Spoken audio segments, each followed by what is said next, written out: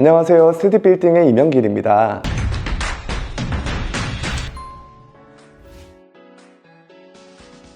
오늘은 2020년 그리고 2021년 돈 넣고 돈 먹기가 가능했던 엄청난 위치 압구정 로데오에 대해서 한번 이야기를 해볼까 합니다. 요즘 젊은 친구들이 이 약속을 잡으면 보통 압구정 로데오역에서 많이 만납니다. 근데 불과 몇 년 전까지만 하더라도 저 같은 경우에 압구정 로데오를 갈 일이 정말 없었습니다. 가끔 매물이 나오면 현장을 둘러보는 정도였고 저희 매수자는 압구정 로데오역은 아예 검토 밖이었어요.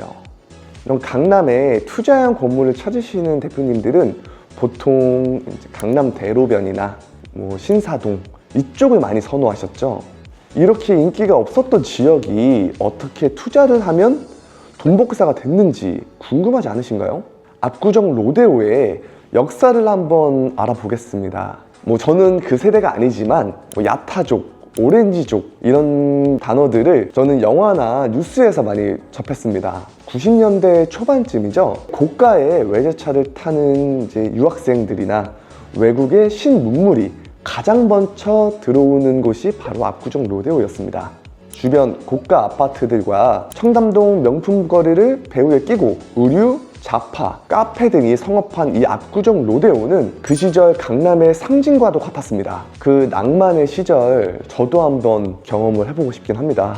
이렇게 영원할 것만 같았던 압구정 로데오 상권이 점차 서서히 무너지기 시작한 시절이 있었습니다. 2010년도에 이 임대료가 천정부지로 치솟기 시작했고 고가의 외제차들이 뽐내던 그런 길목들도 다 일방통행길로 조성이 되면서 그 특별함을 점차 잃어가기 시작했습니다. 또 추가로 이런 소비 패턴도 점차 똑똑한 소비 습관의 변화도 한몫을 했습니다. 그리고 결정적인 한방 가로수길 상권이 시작되었던 거죠. 2차로의 통행이 가능하며 이 대로변에는 유명 브랜드들과 또 이면으로는 예술적인 문화시설과 또 작업실 등등 독특한 볼거리들이 구성이 되면서 소비자들의 유동성이 가로수길에 몰리게 되었고 그만큼 이런 가로수길의 부동산, 건물들의 매매가가 치솟기 시작했던 거죠. 또한 가로수길의 활용점정 애플 팝업 스토어가 입성을 하였습니다. 당시 이 애플의 임대 조건도 굉장히 파격적이어서 많은 이슈가 있었습니다. 20년 계약 기간에 총 600억의 계약, 요거를 한 달로 계산하면 한 달 임대료는 2억 5천만 원입니다. 정말 억소리 나는 계약이죠. 그래서 2010년도 초반 이 가로수길에 건물을 매수한 유명 인사들이나 연예인들도 참 많이 계십니다. 이렇게 가로수길의 영광은 영원할 줄 알았습니다. 해당 당시에도 압구정 로데오의 공실률이 30%에서 40%까지 올랐었거든요. 이렇게 유명인들의 건물 매수와 더불어 많은 손바뀜이 일어나다 보니까 천정부지로 치솟는 가로수길의 임대료를 버티지 못한 소상공인들이 다시 압구정 로데오역으로 이동하는 그러한 현상이 발생되었습니다. 이러다가 전 세계적으로 큰 사건이 발생하죠. 바로 코로나 팬데믹 현상이었습니다. 서울 각지에 유동성이 붐볐던 핫플레이스들, 이를테면 이태원과 홍대 지역이 있겠죠. 같은 코로나 현상을 겪으면서 유동성이 줄어들게 되고 또 여러분들이 잘 아시는 이태원 사태가 일어나게 되면서 이러한 유동성들이 점차 분산되기 시작한 거죠. 이태원역의 유동성이 사라지고 또 가로수길의 임대료를 버티지 못한 소상공인들이 압구정 로데오로 넘어오는 시기가 겹치면서 조금씩 활성화가 되고 있었습니다.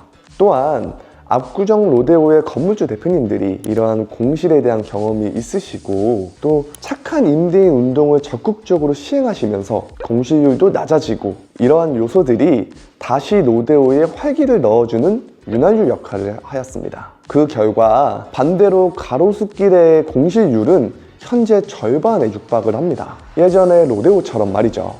상권이 이 가로수길에서 압구정 로데오 상권과 또 가로수길 이면 상권으로 분산되기 시작한 거죠. 제가 영상으로 이런 말로써 설명을 드렸는데 조금 더 이해하기 쉽게 이 자료 화면으로 보시면 2020년부터 2022년까지 압구정 로데오 상권의 거래 평단 금액입니다. 준공 연도나 위치에 따라 조금씩 상이하지만 주로 1억 이하나 1억 초반의 금액을 형성하고 있습니다.